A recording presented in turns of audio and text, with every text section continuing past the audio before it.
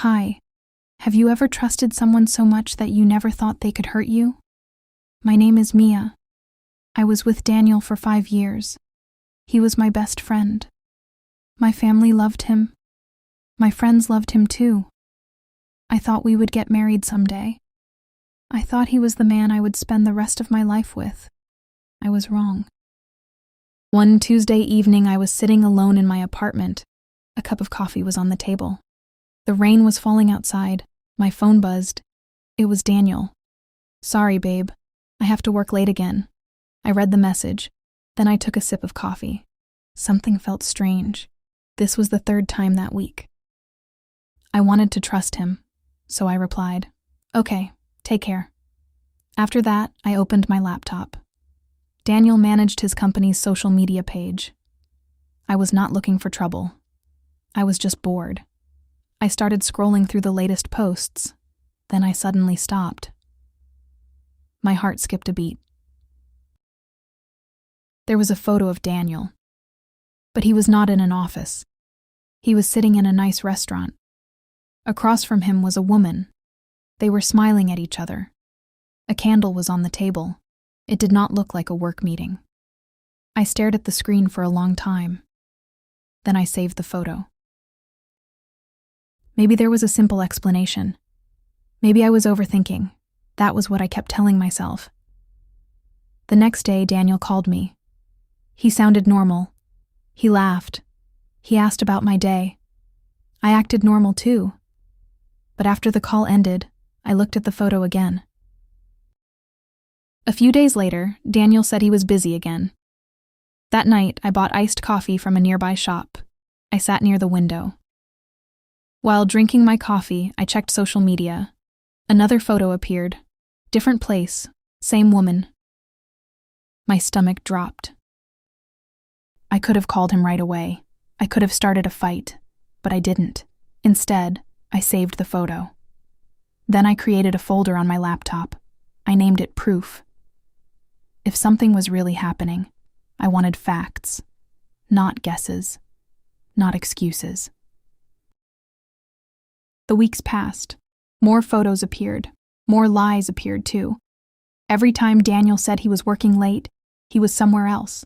Sometimes they were having dinner. Sometimes they were walking together. Sometimes they were holding hands. Each photo hurt, but each photo also gave me answers. One Saturday afternoon, I sat in a cafe. I ordered a latte. The smell of coffee filled the air. I opened the woman's profile. What I found shocked me. She thought Daniel was single. She posted photos of them together. She talked about him like he was her boyfriend. At first, I was angry at her, but after reading more, I realized something. She was a victim too. Daniel had lied to both of us. He had created 2 different lives, and both of us believed him. That was the moment my anger changed direction. I sent her a message. Then I put my phone down. I waited. 5 minutes, 10 minutes, 30 minutes. Finally, my phone buzzed. She replied, "Who are you?" My heart was racing. At first, she did not believe me, so I sent screenshots, photos, messages, dates. One by one, the conversation became quiet. A few minutes later, she replied, "Oh my God." That was when she realized the truth. A few days later, we met at a coffee shop. I arrived first. I ordered a cappuccino and waited. When she walked in, she looked nervous. Honestly, so was I. She sat across from me. For a moment, neither of us spoke. Then I opened my laptop and showed her everything. She looked at the photos one by one. Sometimes she covered her mouth. Sometimes she shook her head. Tears filled her eyes. "I didn't know," she said. I believed her. The pain on her face looked real. At that moment, we stopped seeing each other as rivals. We were both victims. For hours, we compared messages. The more we talked, the worse it became. Daniel used the same excuses, the same stories, the same sweet words. Sometimes he even sent us messages at the same time. We could not believe it. He had been lying for months. Then she showed me something. A message from Daniel. He was inviting her to dinner next Friday. I stared at the screen. Then I laughed, because Daniel had invited me to dinner on the same night, at the same restaurant, at almost the same time. That was when we made a plan. Friday finally arrived. I got dressed and left my apartment. My heart was beating fast. Outside the restaurant, she was waiting for me. We looked at each other. Then we smiled. Without saying a word, we walked inside together, side by side. Daniel was already sitting at a table. He was checking his phone. Then he looked up.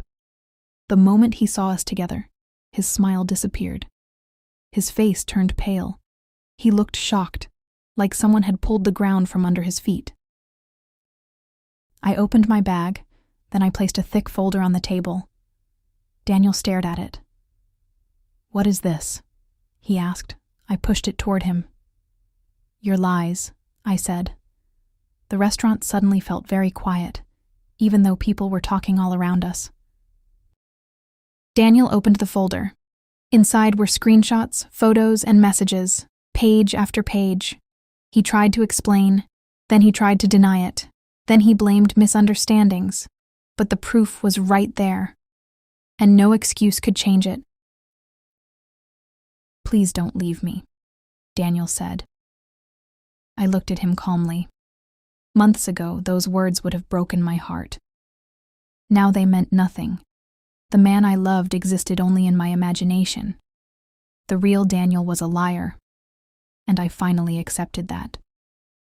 I stood up and picked up my bag. The other woman stood up too. We walked away together. Outside, the night air felt fresh. For the first time in months, I felt free. Daniel lost 2 people who truly cared about him. But I gained something better. I gained my peace.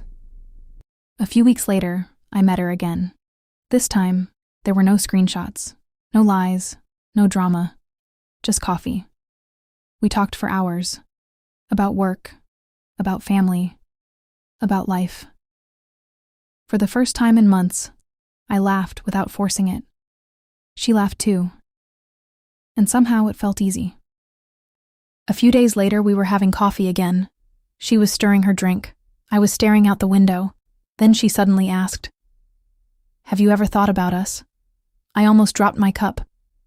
"Us?" She nodded. The cafe suddenly felt very quiet. I looked at her. She looked nervous, which was strange, because she was usually confident. Then I smiled. "Actually, yes." For a second, neither of us spoke. Then we both started laughing. All that stress because we felt the same thing. A year later, we were happier than ever. One afternoon, we walked past a restaurant, and guess who was sitting inside? Daniel, alone. He looked up and saw us holding hands. His eyes became huge. He nearly choked on his drink. Daniel stared at us, then at our hands, then back at us. Finally, he shook his head and said, "Aray ko, mga bading."